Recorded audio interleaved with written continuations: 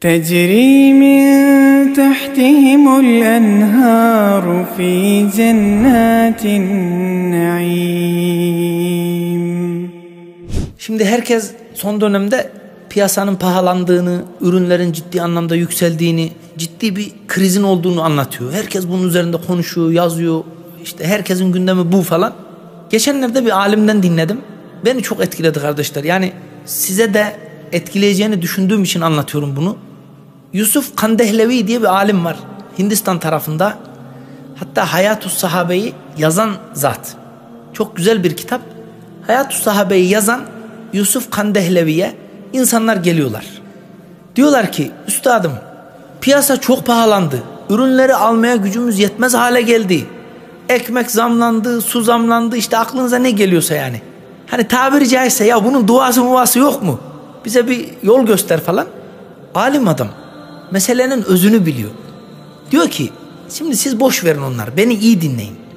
İnsanlarla eşyalar terazinin iki kefesine benzer. Hangisi diyor değerlenirse öbürü değersizlik kazanır. Yani düşünün, insanlar var, eşyalar var. Arabalar, evler, gıdalar, her şeyi dahil edebilirsiniz bunun içerisine. Eğer insanlar değerlenirse otomatikman karşı tarafın değeri düşecektir. Yok, insanlar değersizleşirse bu taraf değerlenecektir. Siz diyor Allah katında değerinizi artırmaya bakın ki Allah eşyanın değerini gözünüzde veya insanların gözünde düşürsün. Bugün gerçekten insanlar maalesef kardeşler eşyayı insanlardan daha değerli görüyorlar. Bir gence sorun, arkadaşın mı senin için daha değerli yoksa elindeki cep telefonu mu? Ya cep telefonu onun hayatı, her şeyi. Arkadaş olmasa da olur. Ama cep telefonsuz bir hayat olamaz. Şimdi bu neyi gösteriyor? Ya insanlar Allah indinde değersizleşmiş ki eşya değerli hale gelmiş. Arabalar şu anda çok değerli. Yani bir kadın bir arabaya veya bir eve sahip olabilmek için karşı taraftaki insanı kandırıyor, onunla evleniyor, malını aldıktan sonra ondan ayrılıyor. Bu insanların artık Allah indinde ne kadar değersizleştiğinin bir göstergesi. O nedenle insanlar bugün hep böyle piyasanın pahalılığından, eşyaların fiyatlarının yükselmesinden bahsediyorlar ya. İnsanlara aslında doların akıbetinin ne olacağını, altının akıbetinin ne olacağını, enflasyonun nasıl düzeleceğini filan anlatmak değil. Bunu yapmamak lazım. İnsanlara şunu anlatmak lazım. Kardeşim, sen kendi değerini Allah indinde yükseltirsen Allah senin karşında duran o eşyanın değerini cüceltecektir. Cüceltecek. Seni yüceltip onu cüceltecek. Bizim insanlara bunu anlatmamız lazım.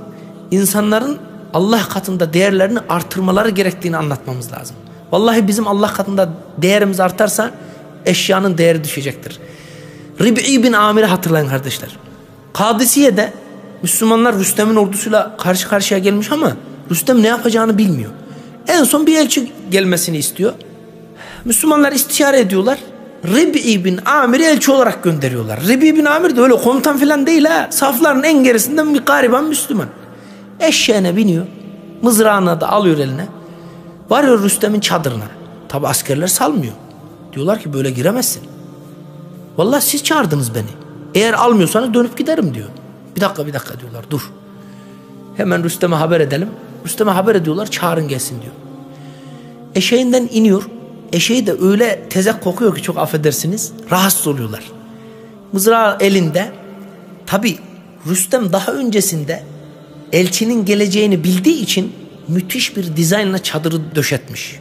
Altın döşemeli ve altın yaldızlı halılar, böyle farklı güzel taşların olduğu, işlendiği halılar böyle dizelemiş yere.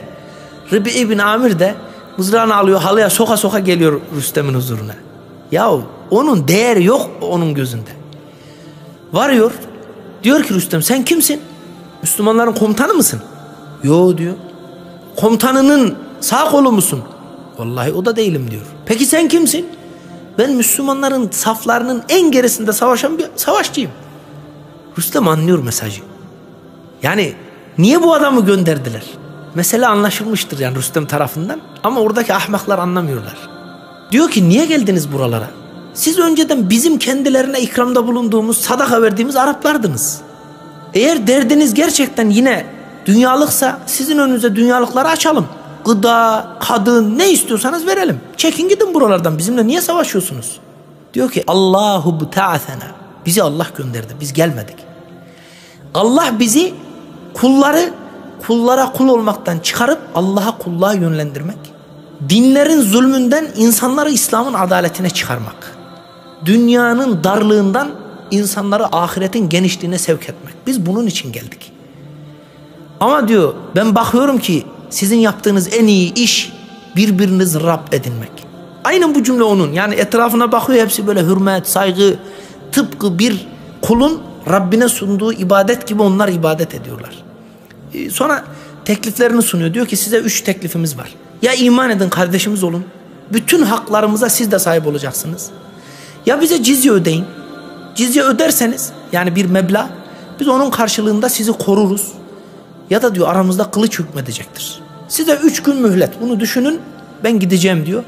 Israr ediyor, 3 günden fazla bize mühlet ver. Hani biraz düşünelim bunu. Biz peygamberimizin dediğinden gayrısına tabi olmayız. Allah Resulü 3 günden gayrı düşmana mühlet tanımayı bize yasaklamıştır diyor.